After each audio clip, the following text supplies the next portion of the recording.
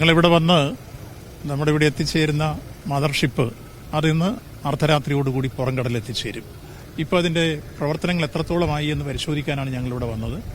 എല്ലാം കൃത്യമായി കൈകാര്യം ചെയ്യുന്ന എഞ്ചിനീയേഴ്സും അതിൻ്റെ സാങ്കേതിക വിദഗ്ധരും അതിൻ്റെ പശ്ചാത്തല സൗകര്യം ഒരുക്കുന്ന മറ്റു ഉദ്യോഗസ്ഥ പ്രമുഖരും ഉണ്ടായിരുന്നു. എല്ലാവരുമായി ഡിസ്കസ് ചെയ്ത് അതെല്ലാം അവർ വിശദീകരിച്ച് തന്നപ്പോൾ ഞങ്ങൾക്ക് മനസ്സിലായി ഇതുവരെ നടത്തിയിട്ടുള്ള പ്രവർത്തനങ്ങൾ ഒപ്പം ഉദ്ഘാടനത്തിലേക്ക് കടക്കുന്ന നിമിഷങ്ങൾ എല്ലാം പരിപൂർണതയിലേക്ക് അവർ എത്തിച്ചിരിക്കുന്നു. പൂർണ്ണ സജ്ജമാണ് ആദ്യത്തെ മദർഷിപ്പിനെ വരവേൽക്കുവാനായിട്ട് വിഴിഞ്ഞം അന്താരാഷ്ട്ര തുറമുഖം. നാളെ അതിരാവിലെ പുറംകടലിൽ നിന്നും നമ്മൾ ഇവിടെ നിന്നും ഒരു പൈലറ്റ് ഷിപ്പ് ആ കപ്പലിൻ്റെ അടുത്തേക്ക് പോയി അതിനെ അകമ്പടി ആനയിച്ചുകൊണ്ട് നമ്മുടെ തുറമുഖത്തിൻ്റെ അടുത്തേക്ക് വരികയായിരിക്കും. 9 മണിയോടുകൂടി തുറമുഖത്തിൻ്റെ അടുത്തേക്ക് കപ്പലെത്തുകയും നമ്മൾ ബർത്ത് ചെയ്യുകയും ചെയ്യുന്നതായിരിക്കും.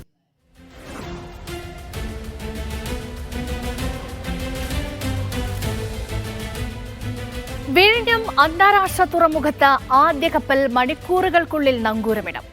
കണ്ടെയ്നറുകളുമായി പടുകൂറ്റൻ കപ്പലാണ് ആദ്യം എത്തുന്നത്. ലോകത്തെ രണ്ടാമത്തെ വലിയ കപ്പൽ കമ്പനിയായ മെസ്കിന്റെ ചാർട്ടേഡ് മദർഷിപ്പായ സാൻ ഫെർണാണ്ടോ ആണ് വിഴിഞ്ഞത്ത് ആദ്യം എത്തുക. വിഴിഞ്ഞം യാഥാർത്ഥ്യമാകുന്നതോടെ കേരളത്തിന്റെ വികസന സ്വപ്നത്തിനും പുതുവേഗമാകും. ട്രയൽ റണ്ണിന്റെ ഔദ്യോഗിക ഉദ്ഘാടനം വെള്ളിയാഴ്ച മുഖ്യമന്ത്രി പിണറായി വിജയൻ നിർവഹിക്കും. ബർത്തിലെത്തുന്ന കപ്പലിന്റെ കസ്റ്റംസ് ക്ലിയറൻസ് ഉൾപ്പെടെയുള്ള ഡോക്യുമെന്റേഷൻ നടപടികളും ചരക്ക് നീക്കവും സമയബന്ധിതമായി പൂർത്തിയാക്കാൻ തുറമുഖം സജ്ജമാണോ എന്നും ക്രെയിനുകൾ ഉൾപ്പെടെയുള്ള യന്ത്രങ്ങളുടെ കാര്യക്ഷമതയുമാണ് ട്രയൽ റണ്ണിൽ പരിശോധിക്കുക. ട്രയൽ റൺ പൂർത്തിയായാൽ ഉദ്ഘാടനം. ഔദ്യോഗികമായി ഈ ഓണത്തിന് വിഴിഞ്ഞം തുറക്കുമെന്നാണ് പ്രതീക്ഷ. സാൻ ഫെർണാണ്ടോ എത്തുന്നതോടെ വിഴിഞ്ഞം തുറമുഖം ഔദ്യോഗികമായി മദർ പോർട്ടായി മാറും. ഓപ്പറേഷൻ കപ്പാസിറ്റിക്ക് അപ്പുറമുള്ള ട്രാഫിക്കാണ് നിലവിൽ ദുബൈയും കൊളംബോയും ഒക്കെ നേരിടുന്നത്. ഈ സാഹചര്യത്തിൽ രാജ്യാന്തര ഷിപ്പിംഗ് കമ്പനികൾ വിഴിഞ്ഞത്തെ ആശ്രയിക്കുമെന്നാണ് പ്രതീക്ഷ.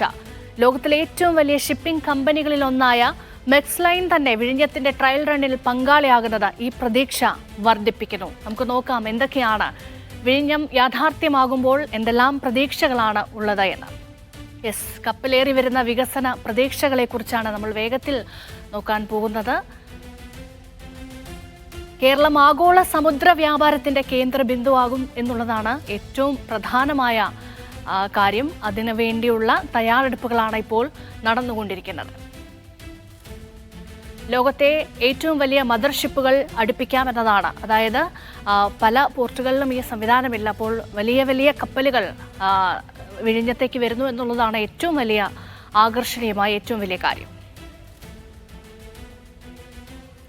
ആദ്യഘട്ടത്തിൽ പ്രതീക്ഷിക്കുന്ന വരുമാനം 2500 കോടിയാണ്. അത് സംസ്ഥാനത്തിന് കിട്ടുന്നു എന്നുള്ളതാണ്. അതുകൊണ്ട് തന്നെ ഖജനാവിലേക്ക് വലിയ ഒരു വിഹിതം നമുക്ക് ലഭിക്കും. അതുകൊണ്ട് തന്നെ ഇത് വലിയ സ്വപ്ന പദ്ധതിയാകുന്നതും ഇവിടെയാണ്.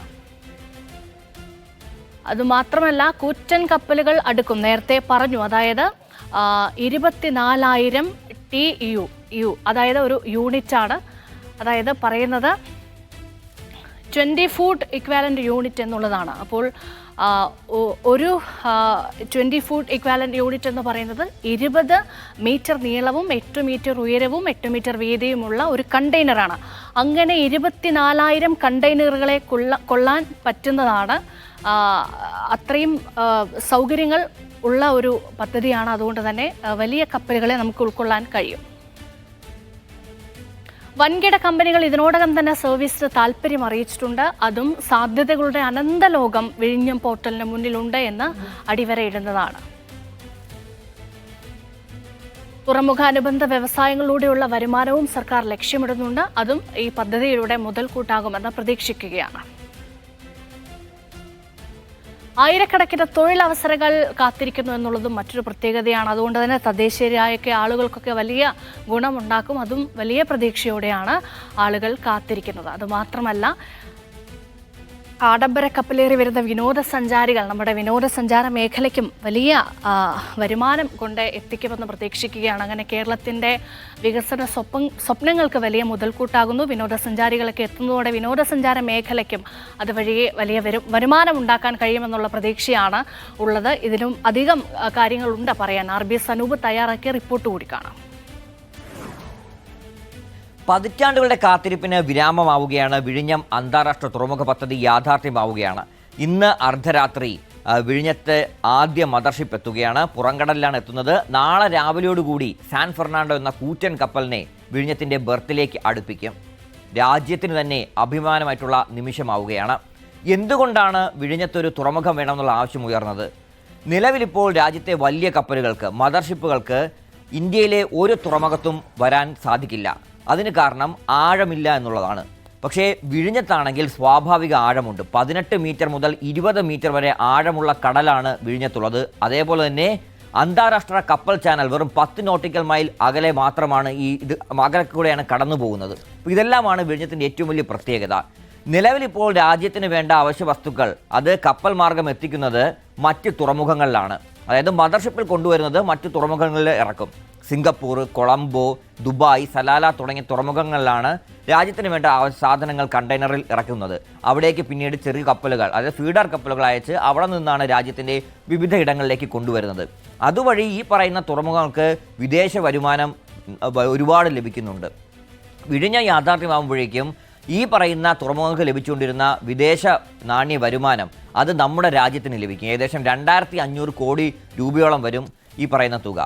അതുപോലെ തന്നെ ഈ ചരക്ക് കയറ്റിറക്കുന്നത് വഴി ഓരോ കണ്ടെയ്നറിനും ഏകദേശം 8000 രൂപ മുതൽ 9000 രൂപ വരെ നമുക്ക് ലാഭിക്കാനും കഴിയും. ഇതെല്ലാം വിഴിഞ്ഞത്തിൻ്റെ പ്രത്യേകതയാണ്.